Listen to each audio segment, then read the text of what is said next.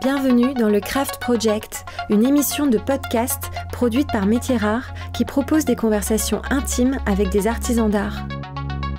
Un artisan d'art est un homme ou une femme qui choisit de faire apparaître de nouveaux objets sur la planète et consacre à cette tâche son corps, son âme et son esprit avec technique et poésie.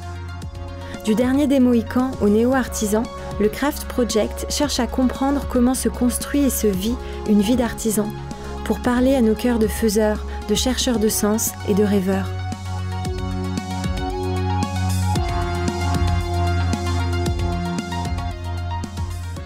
Je suis Raphaël Métiers Rares et aujourd'hui j'interroge Laura de Michelis. À 30 ans, Laura de Michelis est bronzière d'art. C'est rare une femme dans ce métier. Encore plus rare, une femme qui a parcouru le monde à la recherche des gestes d'un savoir-faire qui disparaît. Laura a créé son propre atelier, où elle invente des objets pour des clients particuliers, des décorateurs et des marques de luxe. Quand on découvre ses créations, on se dit que Laura de Michelis joue avec sa matière pour la rendre légère, vide, lisse, alors qu'elle est lourde, pleine et rugueuse. Il en faut de la technique et de la liberté pour jouer comme cela. Alors moi, je veux comprendre la flamme qui habite cet artisan-là.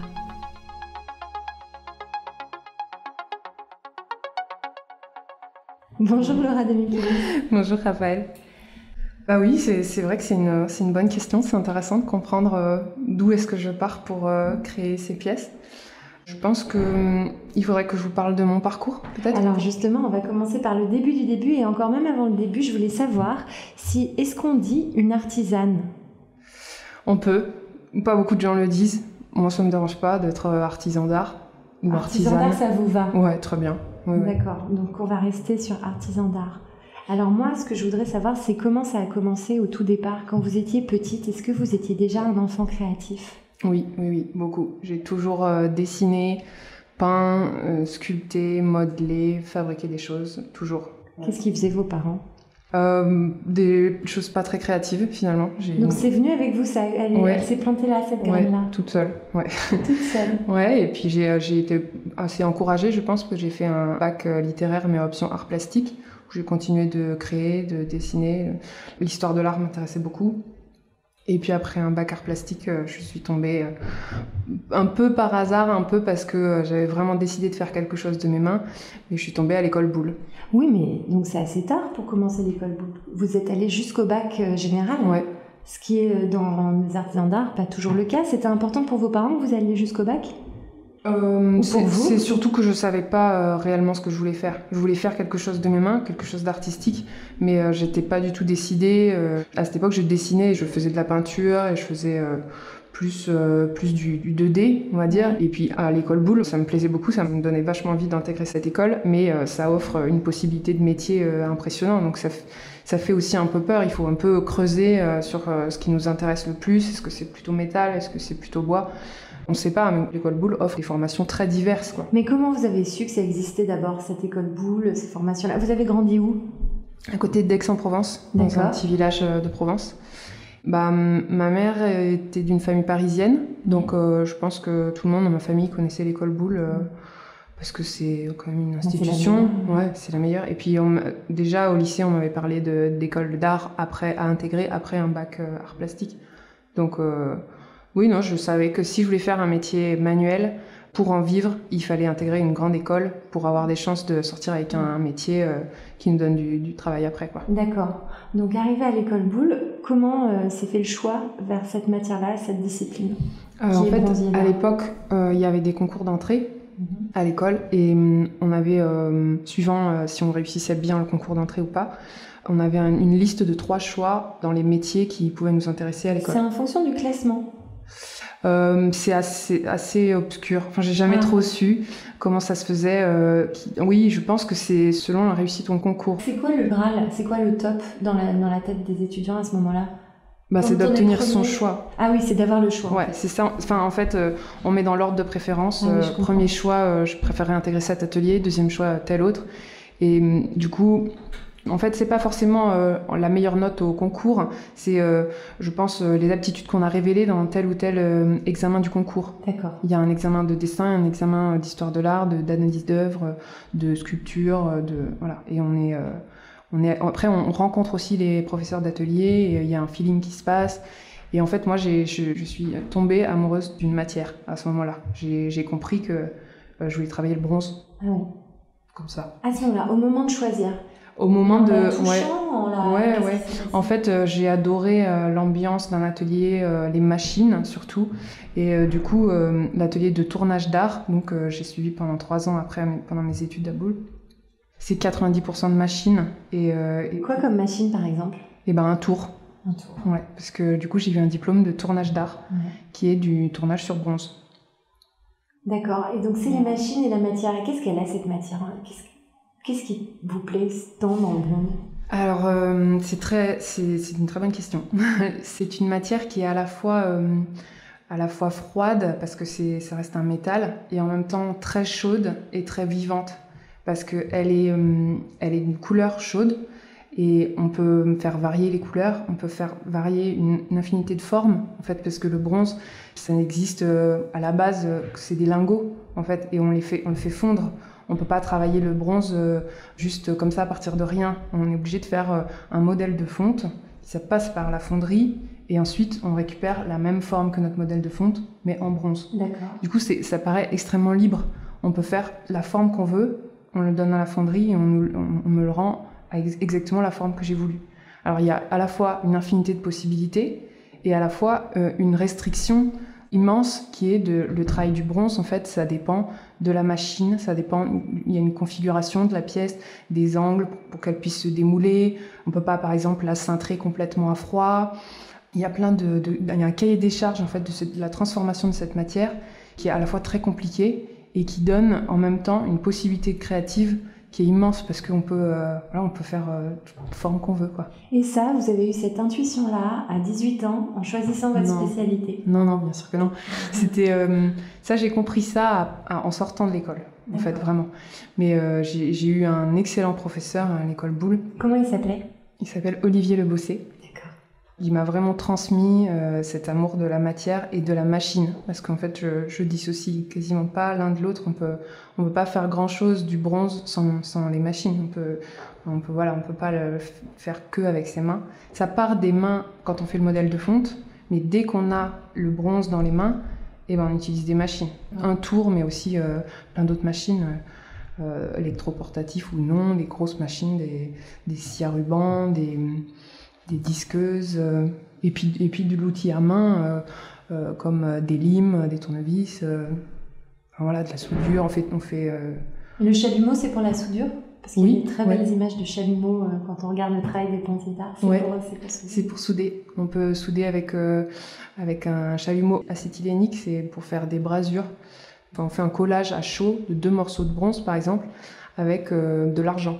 Donc c'est l'argent qui joue le rôle de colle, et avec le chalumeau, on chauffe les 2 parties à assembler, et l'argent se liquéfie et vient faire une jonction très très solide entre les 2 morceaux de bronze.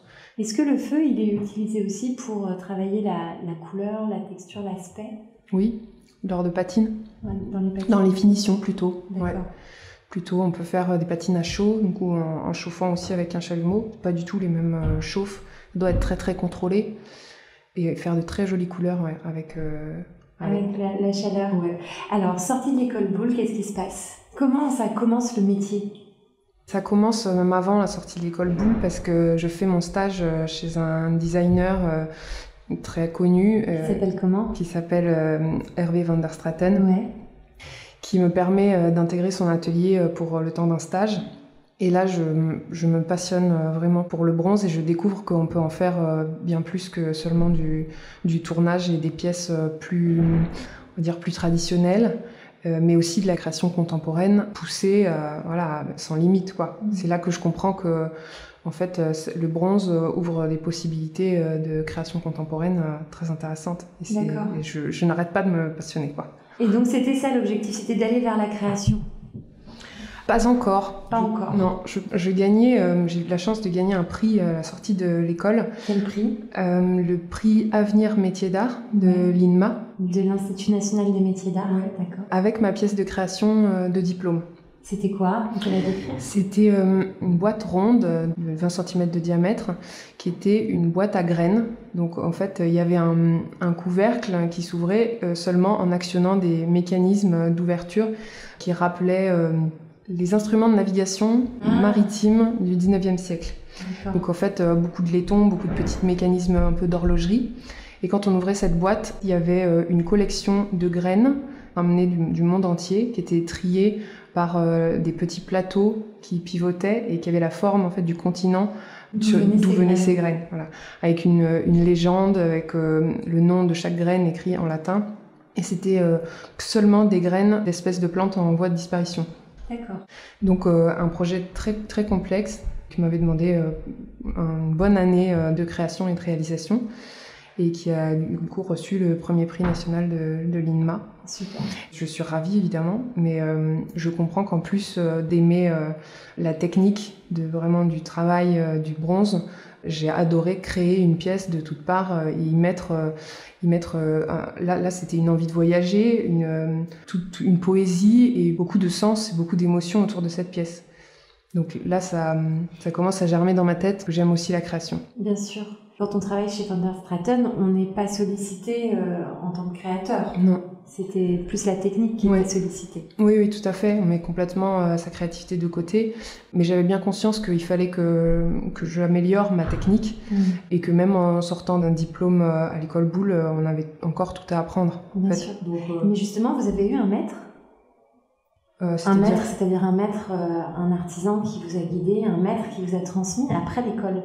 Vous n'avez pas eu ça? Non, j'ai eu beaucoup de belles rencontres qui m'ont aidée à me former.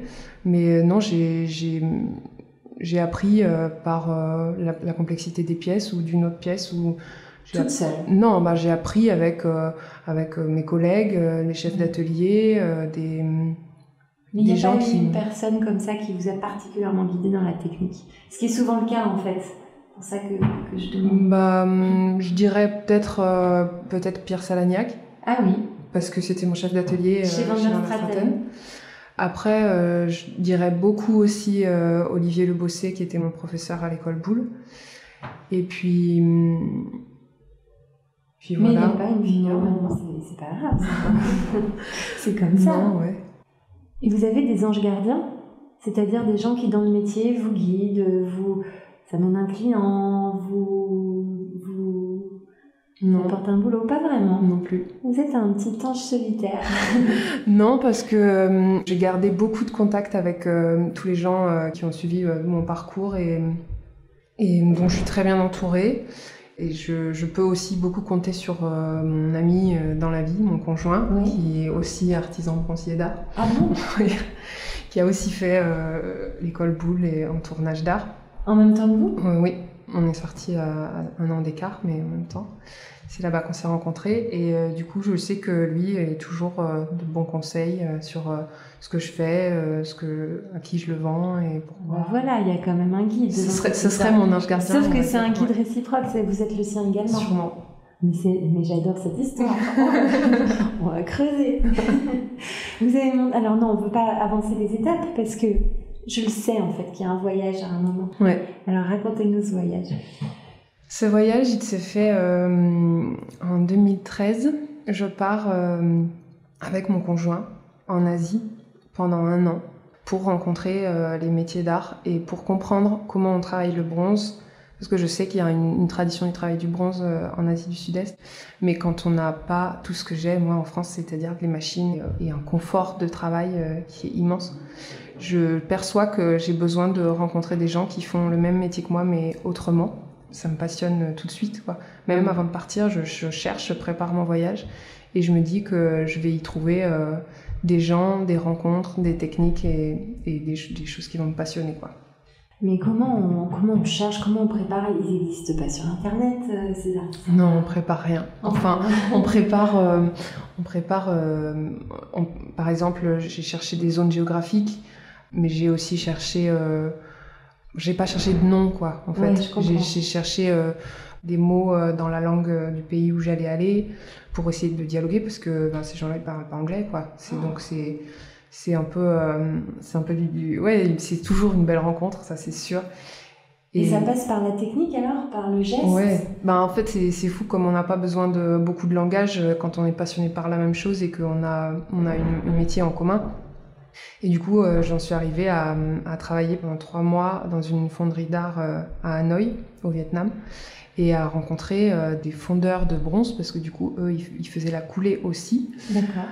Qui m'ont appris comment on fait des moules à partir de cosses de riz et d'argile qui trouvent à même le sol.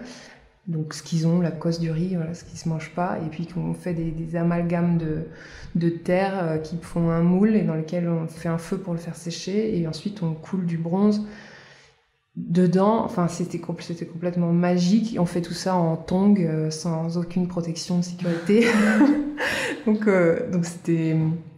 c'était très impressionnant, et je pense que ça a nourri beaucoup de choses, ce voyage, ouais, dans ma tête, au niveau humilité de ce qu'on est, ce qu'on a en commun avec ces gens, avec le métier, ce que la matière nous dicte et nous impose de faire, et en même temps toutes les solutions qui coûtent pas très cher et qui peuvent nous faire nous rencontrer autour d'une matière, quoi. Et les tours qui étaient à Hanoï étaient très différents des tours qu'il y avait... Il n'y avait pas de tour. Il n'y avait pas de tour. Il n'y avait pas de machine. Donc c'était qu'avec des outils manuels.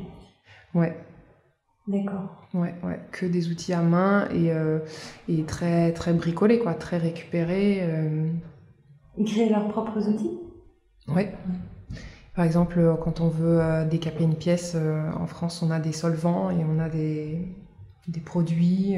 Eux, ils siphonnent le réservoir d'essence du scooter. Ah ouais. C'est que du bricolage. Mais en même temps, c'est génial parce qu'il n'y a jamais de problème, il n'y a que des solutions. Et on passe nos journées à rire et à boire du thé. Et on travaille sur un terrain vague en tongs. Après Hanoï, vous êtes allé où après les 3 mois à Hanoï? Après, je suis allée en Birmanie. En fait, j'ai pas commencé par le Vietnam, j'ai fait plusieurs pays avant. Je me suis pas intéressée seulement au travail du bronze, j'avais vraiment aussi les yeux grands ouverts sur d'autres métiers d'art qu'il pouvait y avoir, parce que tous les pays d'Asie ne travaillent pas forcément le bronze. J'ai fait quasiment tous les pays sur le chemin entre la Chine et le Népal. D'accord. Alors, j'aimerais qu'on parle de tous, mais est-ce qu'on peut parler d'une rencontre d'artisans d'art qui vous a particulièrement marqué en dehors de votre matière? Pendant ce voyage, non. Parce que c'était avec des gens qui partageaient le travail du bronze que j'ai le plus échangé et qui m'ont le plus marqué. Il y a eu une belle rencontre au Népal aussi, mais c'était avec un artisan bronzier aussi, qui faisait des sculptures de Bouddha. Et avec lui, on a beaucoup appris aussi. Vous avez travaillé dans son atelier? Non, on n'avait pas beaucoup de temps. On a beaucoup parlé et échangé. Parlé en anglais? Oui, lui parlait anglais. Et non, je pense que les plus belles rencontres, c'est la famille de fondeurs qu'on a intégrée à Hanoï. Et vous travailliez tous les deux dans l'atelier à ce moment-là? Oui. C'était dur de rentrer? De rentrer dans l'atelier? De rentrer à Paris? Non, pas à Paris, en France? Oui et non. Il y avait beaucoup de choses qui me manquaient. Et je pense que j'avais une excitation de rentrer pour mettre à exécution tout ce que je brûlais de faire, quoi, ce que j'avais acquis, engrangé pendant cette année de voyage. J'ai beaucoup écrit, j'ai tenu un carnet avec des idées, j'ai pris énormément de photos. Et si quand même on a fait 2 sculptures ensemble dans la fonderie que les fondeurs nous ont offert. D'accord. Donc du coup on est rentré avec 2 beaux bronzes, un qui représente un singe et l'autre une femme. Et ces 2 pièces, on les a exposées en rentrant à Paris sur le stand de l'Institut national des métiers d'art. D'accord. Et ça, pour nous, c'était vraiment les 2 pièces maîtresses de notre voyage qui représentaient beaucoup pour nous, parce qu'on les avait fait avec les Vietnamiens et avec beaucoup de cœur, en fait. Et vous avez travaillé ensemble sur chaque sculpture ou chacun la sienne? On a travaillé ensemble sur le modèle du singe et ensuite tout ce qui était finition, chacun la sienne. D'accord. Et donc là, rentrer en France, c'est à ce moment-là que vous avez monté votre atelier ? Non, encore. Pas encore. Non, rentrer en France, je suis rentrée 2-3 mois et j'ai eu envie de repartir. Ouais, parce qu'on prend un rythme en voyage où on bouge tout le temps, où on s'habitue à pas dormir au même endroit, dans la même ville, plus d'une semaine de suite. Et du coup, j'ai eu envie de retravailler pour quelqu'un encore. Je me sentais pas prête de monter mon atelier.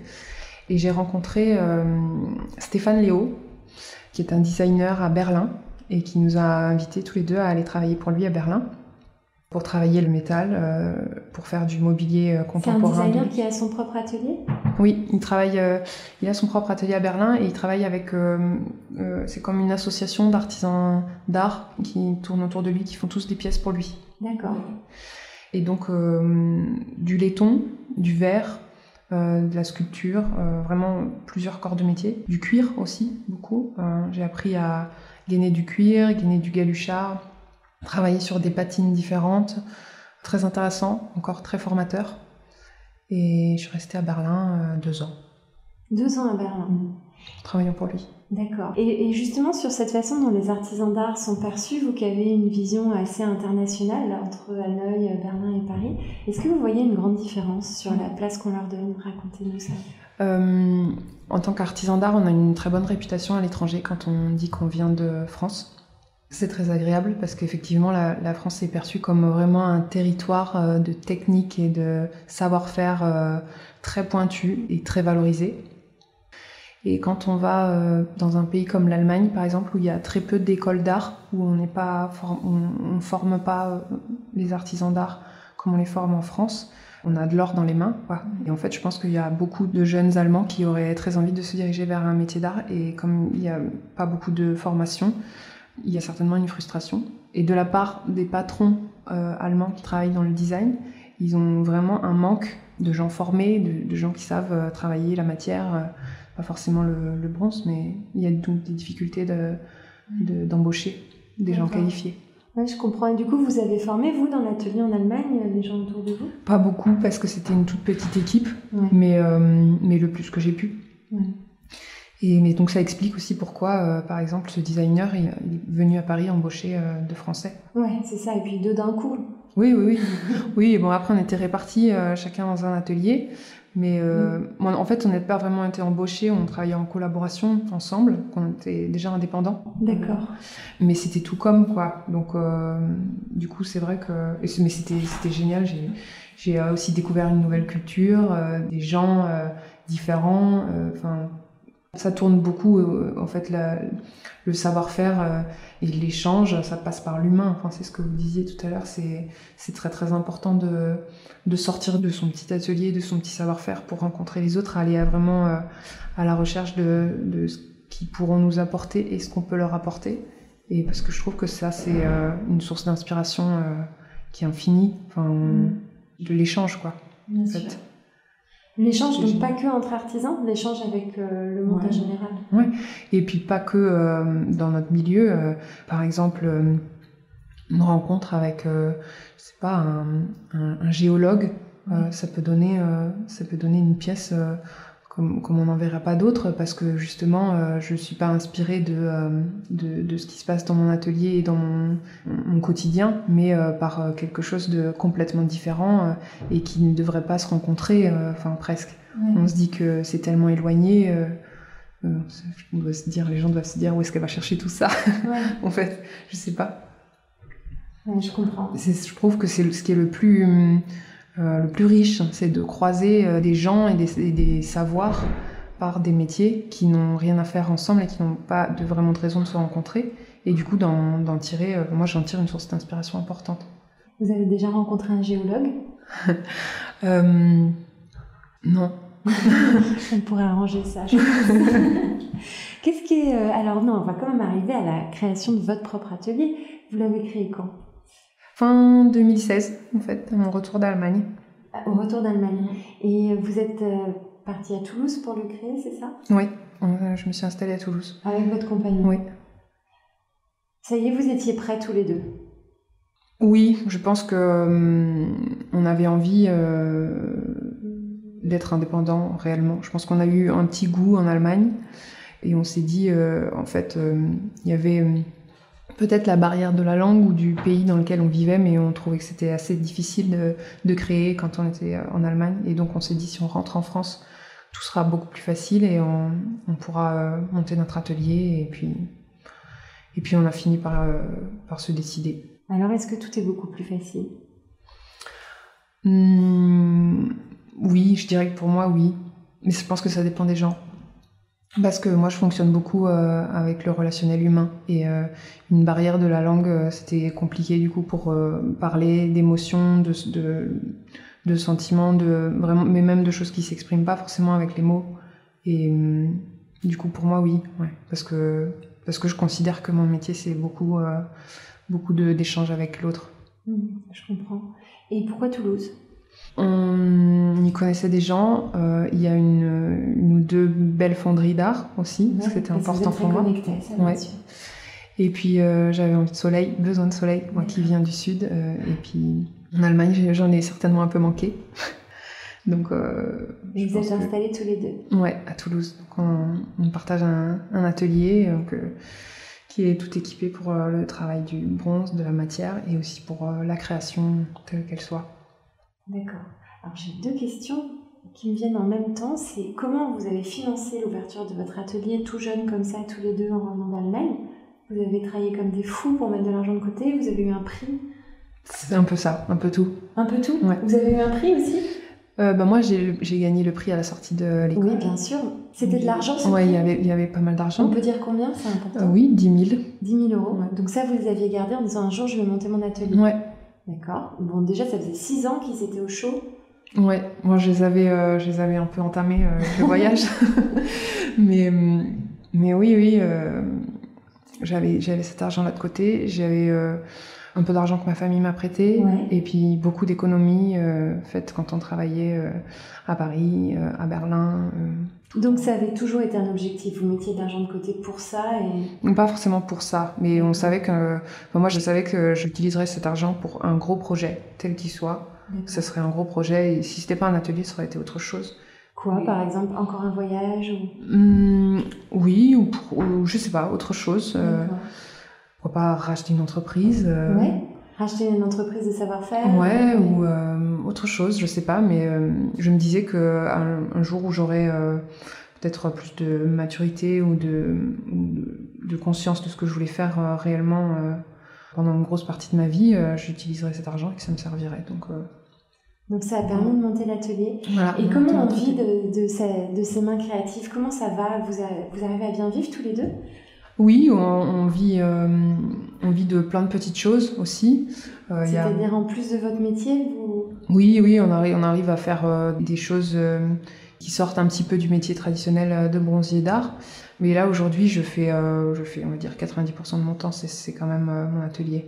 D'accord. C'est des nouvelles pièces, de la démarche pour aller rencontrer des architectes d'intérieur, des décorateurs, des galeristes, pour promouvoir mon travail, le montrer. Et puis c'est les ventes qui me font vivre, quoi. Donc ça y est, là, vous vivez de vos créations à vous ? Oui, pas très confortablement, mais c'est quand même très encourageant. Je suis ravie. Ouais, donc c'est encourageant pour l'avenir. Ouais. Et c'est un métier qui est physiquement difficile ou pas, le métier de bronzier d'art ? J'ai jamais vraiment trouvé...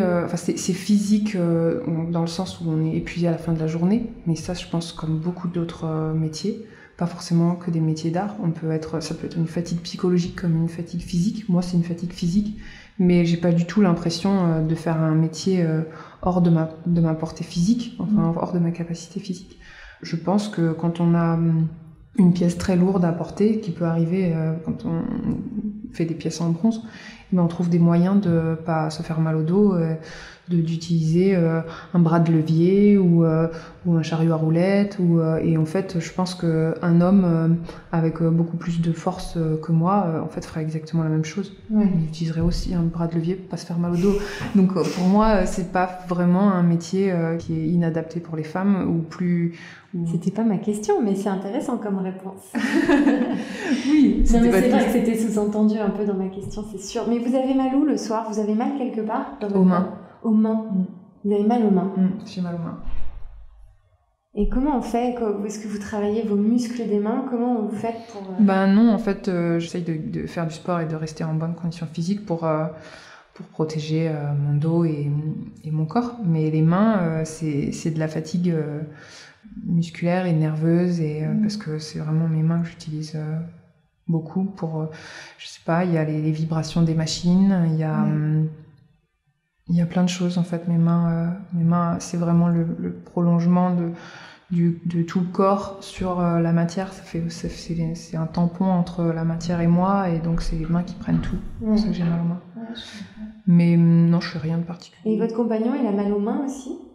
On va lui demander. Il vous a pas dit? Vous êtes pas partagé? Non, et ça dépend. Il a pas tout à fait les mêmes journées parce qu'il travaille moins avec les machines. Mais je sais pas. Ça lui arrive certainement parce que c'est pas que moi, ça lui arrive. Et alors justement, c'est intéressant de construire sa vie personnelle et sa vie professionnelle en même temps, avec la même personne. C'est intéressant et à la fois compliqué.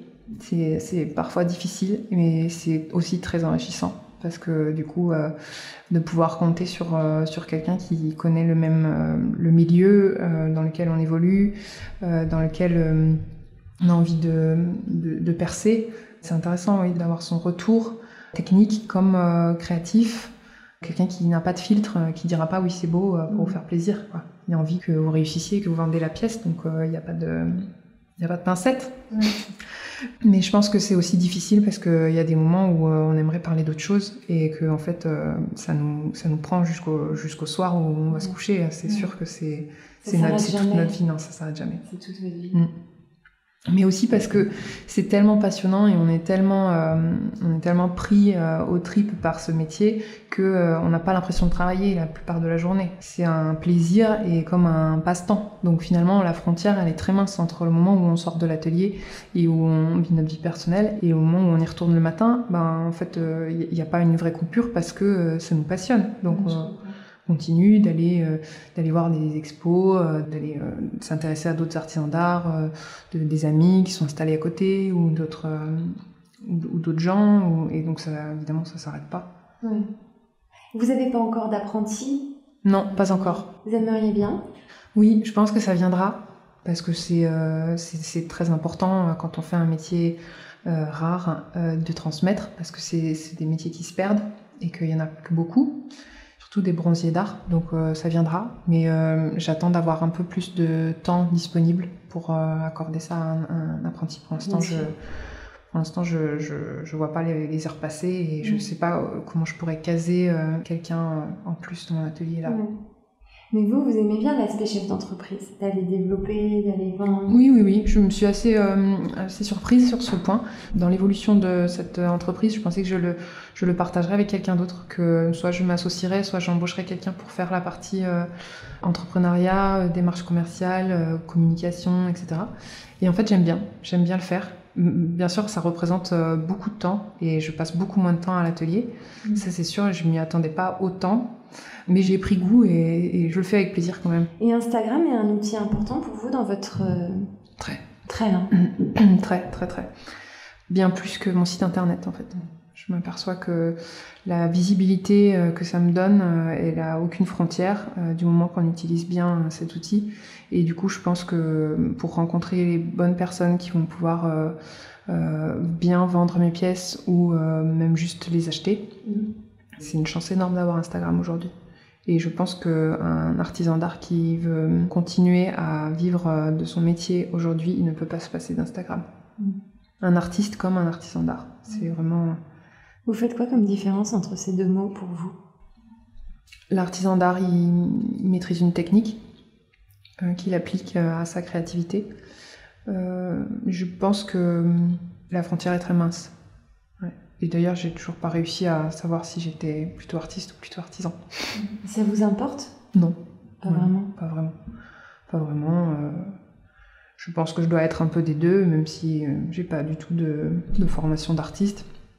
Mais je pense que la démarche de vouloir faire un bel objet, qui est du beau, qui crée de l'émotion et qui parle aux gens, c'est un peu la définition d'un artiste, je pense. Donc du coup, je peux pas nier que je dois l'être un peu.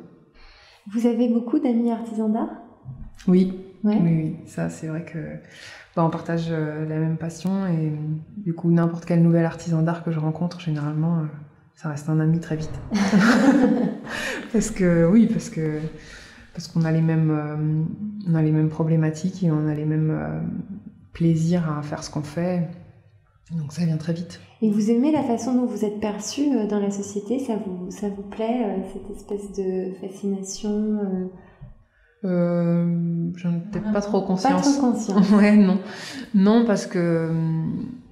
Enfin, je pense que les gens idéalisent pas mal ce métier, parce que ça reste quand même un métier difficile pour en vivre bien aujourd'hui. Mais... Ce serait quoi en vivre bien ? Ça voudrait dire, concrètement, en termes d'argent, vous, qu'est-ce que vous aimeriez... ça veut dire quoi, vivre bien pour vous ? Ça voudrait dire que je ne me préoccupe pas du prix que va coûter ma prochaine création, par exemple. Ouais. Pouvoir créer sans frontières. Voilà, ouais. Pouvoir continuer d'investir dans des nouvelles pièces sans faire attention à ce qu'elles vont me coûter à produire. Ouais. Ce serait ça. Ouais. Et est-ce que vous, je ne sais pas si vous avez déjà des enfants, mais quand vous aurez des enfants, vous les encouragerez d'aller dans cette voie-là ? Je n'ai pas encore d'enfants, mais je pense oui, parce que même si c'est des métiers difficiles, ça apporte tellement de bonheur et de satisfaction que je ne vais pas pouvoir m'empêcher de le partager. Oui, bien sûr. Ouais. Alors, je suis une fée, et qu'est-ce que je peux faire pour vous avec ma baguette magique ? Bonne question. Difficile. Ouais, ça marche, hein ? Difficile. Je dirais avoir plus de commandes et de beaux projets pour l'avenir. Ouais, des beaux projets. Ouais. Des beaux projets où votre créativité s'exprime, peut-être. Voilà, ouais, pour pouvoir continuer à créer de nouvelles pièces et à les vendre. Ouais, ce serait continuer ça dans cette lancée parce qu'aujourd'hui j'aime beaucoup ce que je fais, donc voilà. C'est dur. Ce serait que c'est dur. Ouais. D'accord, merci beaucoup Laura Demichelis. Merci à vous. Métiers Rares est un studio de craft thinking. Le jour, Métiers Rares imagine et bâtit des ponts entre les métiers d'art et les marques. La nuit, Métiers Rares produit des podcasts qui célèbrent l'excellence et la créativité des humains. Si vous avez aimé ce podcast, dites-le nous avec 5 étoiles. Abonnez-vous, parlez de nous. Suivez-nous sur Instagram @métiersrares. Suivez-moi sur Instagram @Raphaël Métiers Rares. La signature musicale a été créée par Velvet Stairs. Je remercie Philippe Calvérac pour le montage minutieux et le mixage exigeant.